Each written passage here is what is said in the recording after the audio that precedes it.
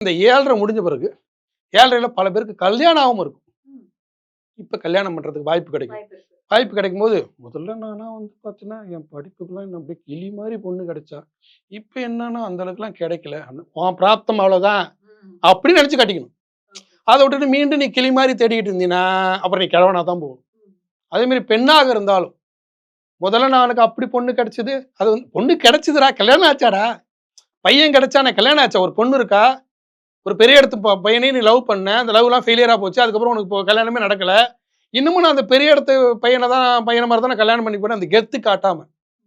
ஏன்னா அததான் அடிச்சு நொறுக்கியிருப்பாரு. அது எல்லாத்தையும் முடிச்சுக்கிட்டு, இப்ப என்ன இருக்கு? இப்போ உனக்கு என்ன தகுதி? அப்படின்னு அதுக்கு தகுந்த மாரி ஒரு மாப்பிள்ளைய பார்த்து கல்யாணம் பண்ணிட்டு செட்டில் ஆயிடணும். அப்ப வேலையாக இருக்கட்டும், திருமணமாக இருக்கட்டும், பண விஷயமா இருக்கட்டும், வாகனமாக இருக்கட்டும், அப்ப இருந்த லைஃப்ப இப்ப யோசிக்க கூடாது. ஓகே. இப்ப என்ன இருக்கோ அத வச்சு பொழைக்கிறதுக்கு, உழைக்கிறதுக்கு தயாராயிடணும். ஆணா இருந்தாலும், பெண்ணாக ஆமா. இருந்தாலும். ஒரே ரூல். 7:30ல புடிங்கிட்டாரு. மீதி என்ன இருக்கு? இதுல என்ன ஜெயிக்க முடியும்? அப்படின்னு யோசிச்சுட்டா, இனிமேல் வரும் காலம் சிறப்பா இருக்கும். இப்ப குடுக்குறாரு இல்லையா? 7:30 முடிச்சுட்டு குடுக்குறாருல்ல, ஒண்ணுமே இல்ல. அப்ப நீங்க ஒரு பெரிய இடத்து பொண்ண கல்யாணம் பண்ணலாம்னு நெனச்சிருப்பீங்க. அழகாவும் இருப்பாங்க. இப்ப அதெல்லாம் முடிஞ்சு போச்சு. லவ் ஃபெயிலியர் ஆச்சு. இல்ல அது ஏதோ ஒரு தடையாயிடுச்சு. இப்போ உன்னுடைய தகுதிக்கு தகுந்த மாரி ஒரு பொண்ணு கிடைக்கும். இல்ல தகுதிக்கு கம்மியா கூட இருக்கும். ஆனா அந்த பொண்ண கல்யாணம் பண்ணிப்ப.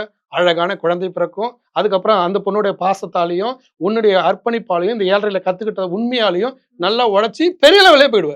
மகர ராசிக்காரர்களுக்கு இனி வந்து தங்கமான நேரம், தங்கமான காலம். யோசிச்சு முடிவெடுக்கணும். எது பண்ணாலும் சிறப்பா எது பண்ணாலும் உங்களுக்கு சாதகமா பண்ணி கொடுப்பாரு அந்த திருவண்ணாமலையான் அப்படிங்கிறத சார் சிறப்பா சொல்லியிருக்காரு. தொடர்ந்து பேசுவோம். நன்றி. நன்றிப்பா.